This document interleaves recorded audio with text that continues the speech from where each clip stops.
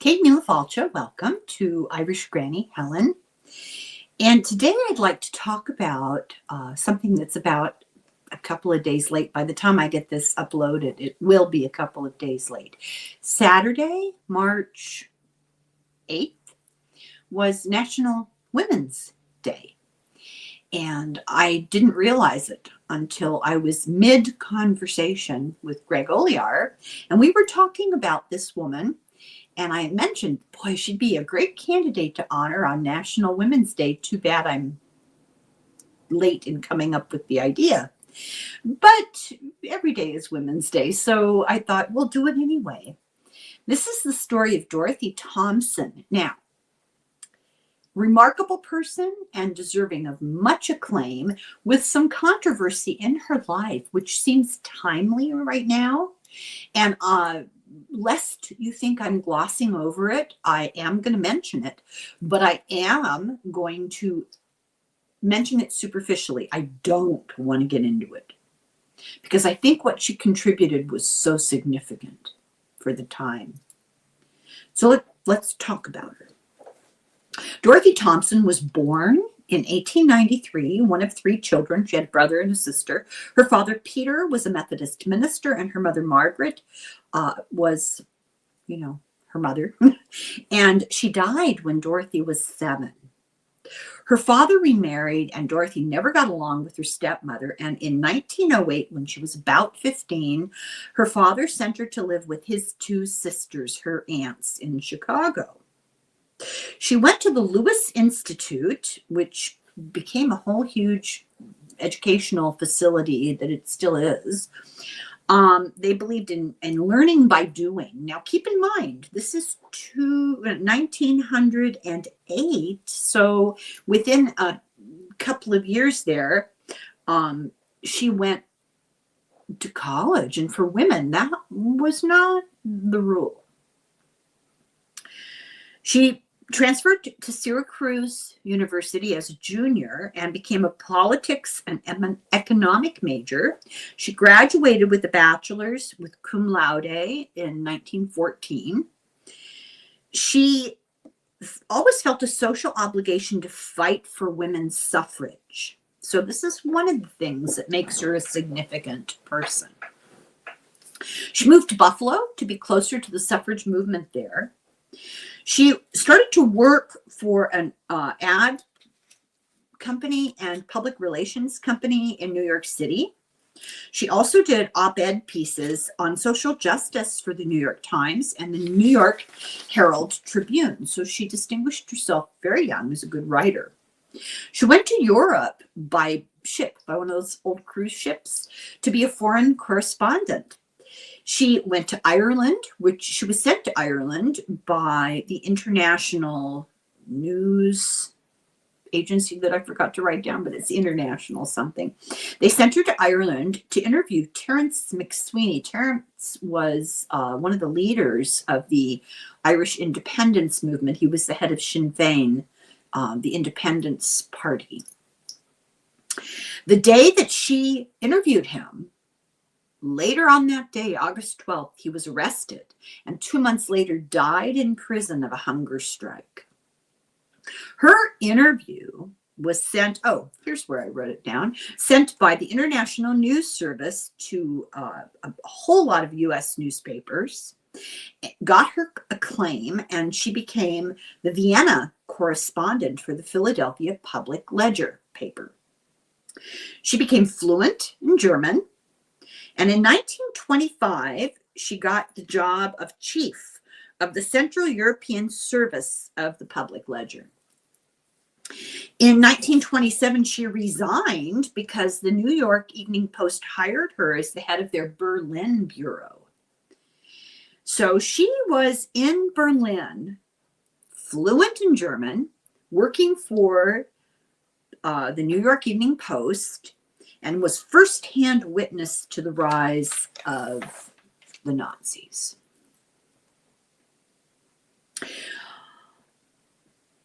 That happened in 27. She had actually gotten married in 1923 to Joseph Baird, and he died in 1927. I wasn't clear if they were divorced and well, he didn't die. They got divorced. That's what that D stands for. This is what happens when you take notes and then forget you've taken them. So they divorced in 27, and I kind of wonder how much the job had to do with that. She was hailed as the undisputed queen of overseas press corps.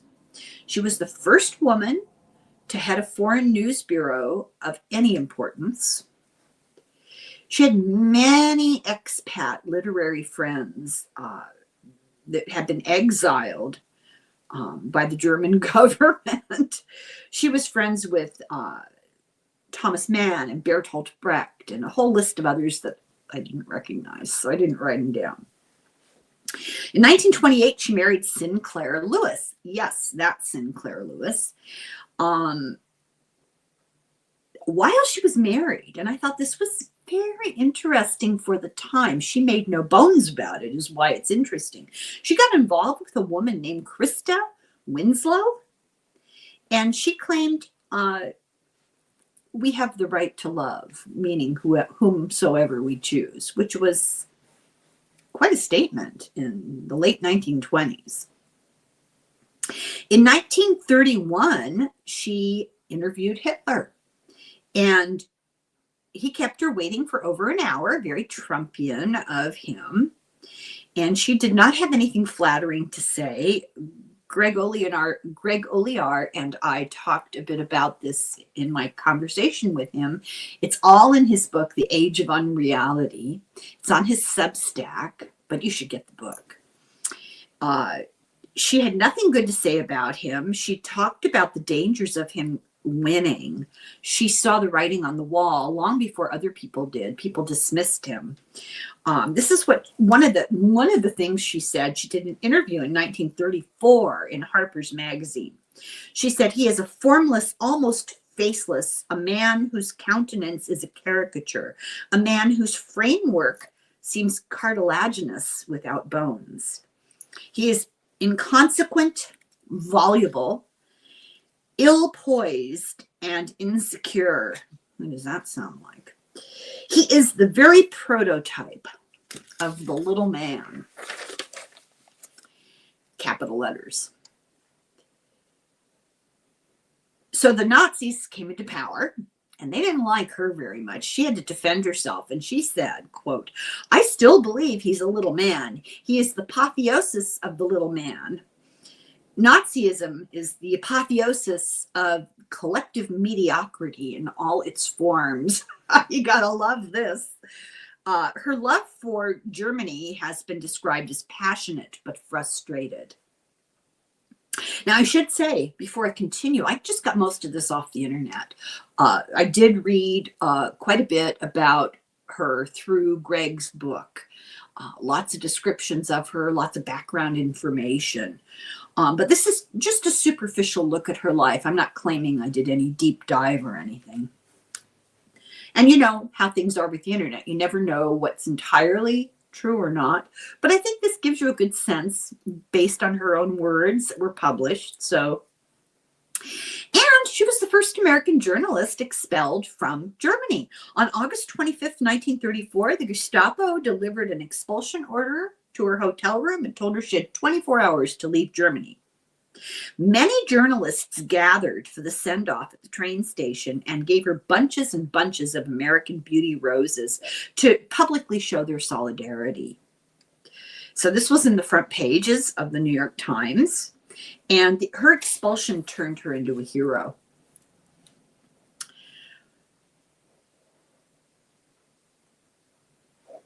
Her biographer, Peter Kurth, talked about her image as the embodiment of the nascent war against fascism. In 1936, she went on the record in the Herald Tribune, which was syndicated to more than 10 million people in 170 different pages. She wrote 3 times a week for them for the next 22 years.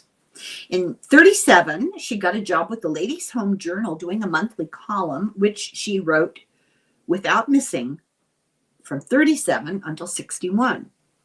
Her focus was domestic women's issues. She wrote about art and gardening and children. So she did this heavy-duty political stuff for the Herald Tribune, and she did this lighter fare for women's magazines. You know how it was. In 1936, I will say this, standing at the grocery store many a time, I laughed to myself. Family Circle, Women's Home Journal at the grocery store checkout. Big old, beautiful colored photos of cakes and pies and stuff. And then the next topic, how to lose 10 pounds in 6 minutes. You know, crack me up. Okay, 1936, NBC hired her as a news commentator for the radio. And between 36 and 38, she was probably one of the very most popular radio programs in the United States. She was an extremely sought after public speaker. When Poland was invaded by the Nazis in 1939, she was on the air for 15 days and 15 nights. In 1938, she spoke out in defense of Herschel Greenspan. If you remember, this was a young man, a young Jewish man, who went to the consulate, the German consulate in Paris, to shoot the ambassador, and ended up shooting a lower level diplomat, Ernst von Rath, instead. He was arrested, and this was their excuse that they used for Kristallnacht, when they destroyed all the Jewish businesses and murdered a lot of Jewish people across occupied countries, especially in Germany. She stood up for him, in defense of him, and helped collect $40,000 to hire a very famous lawyer, Vincent de Moro Giafferi. In 1939, she was on the cover of Time magazine, and the caption is just such a product of his times. She rides in the smoking car, which I guess was a male bastion. She and Eleanor Roosevelt were considered the most influential women in U.S. at the time. They called her the club woman's woman. In other words, women who had free time and money and had maybe some education followed her reporting very closely. The Katharine Hepburn character Tess Harding in Woman of the Year, that movie, was modeled after Thompson. And in 1981, they did a Broadway musical, Woman of the Year, with Lauren Bacall. I had no idea that's what it was about. In 1936, she claimed, and this was the sort of thing people didn't want to acknowledge publicly, but she claimed that Black voters had been kind of manipulated, forced into a voting bloc by venal leaders. She was just saying that they're not given agency to determine their own votes, that they're very much manipulated by people with agenda. In 1941, she wrote a piece in Harper's called Who Goes Nazi? And she called it an entertaining dinner party game where she would sit around a table of people around her and evaluate. He'd go Nazi, but he might not. Her descriptions of the people that might go Nazi are alarmingly familiar. Strongly recommend you read Greg Oliar's book. And at least go on his Substack and read his Sunday pages about Dorothy Thompson. Now, this next topic in her life was really controversial. It made her enormously divisive, controversial figure for a long time. I don't really understand a lot of what went on, and I'm not taking sides. But I didn't think it was honest to talk about her life and just ignore this, because this was a big deal. She was sympathetic to the Zionist movement, and this was the movement from the late 1800s that wanted a land, a country in the Middle East, in Palestine specifically, for Jewish people.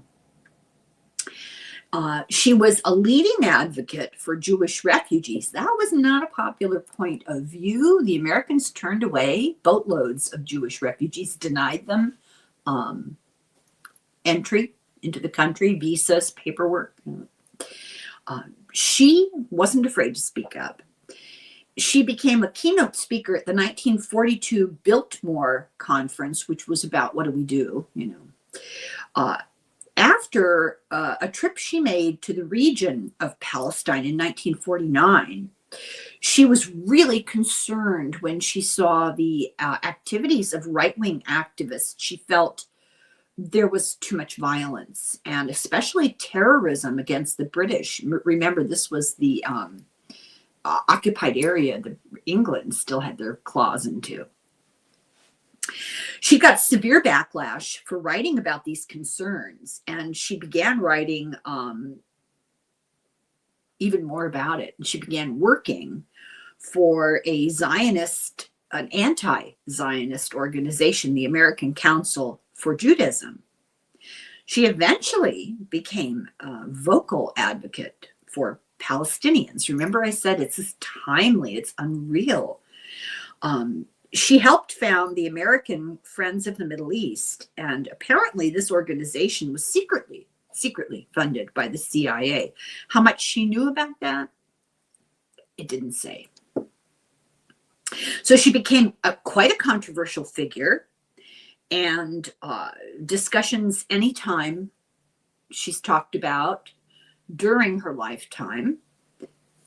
And the difficulty I'm having talking about it right now, anytime the subject of Palestine, Zionism, anti-Semitism came up, it got tense.